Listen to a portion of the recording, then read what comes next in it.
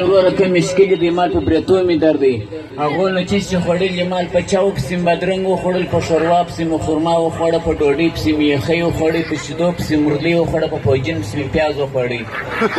هغه راته نو ورور جانه ولولا که د سړي زویه ولولا که د سړي د زوی خوراک کړی دی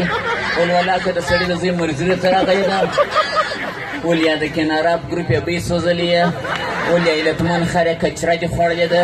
ولیا شاهي خر یې د هلمند شمال وهلی ورته باید عملیات وکړې معلوم چې عملیات ته باید ځان د غیکونه بسه کړې دا تا ته کار نه کوي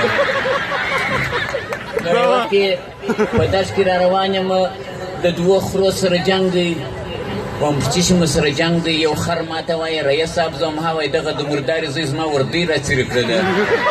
او بل خر ته ته څه کار په لرې وایي د پر کونه باندې شهرزاد زدران لیکلي وو نو بل وخت کې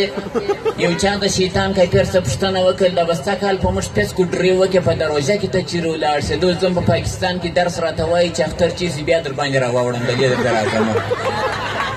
نو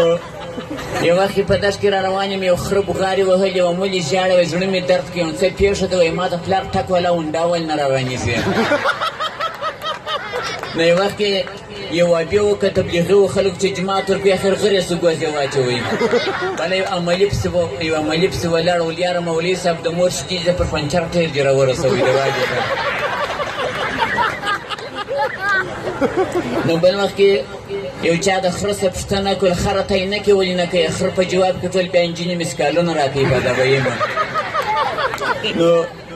په دشت کې را روان یم یو خره بوغارې وهلې و مولې ژاړې وایي زړه مې درد کوي څه پېښه ده وایي خلک ولې ما ته په هغه ماما نه وایي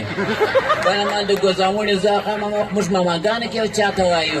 یو څو عمر چې چېرته هغه خر د پېژندلو ووتې میل میل د خندا کېږي وم په څه شي باندې خاندې وایي د موسسې پیسې مې غلا کړې خلک اوس اجې اخښي راته وایي خلک مې په اجې اخښي بولي نو یو وخت یو چا خط رجوع ته لېږلی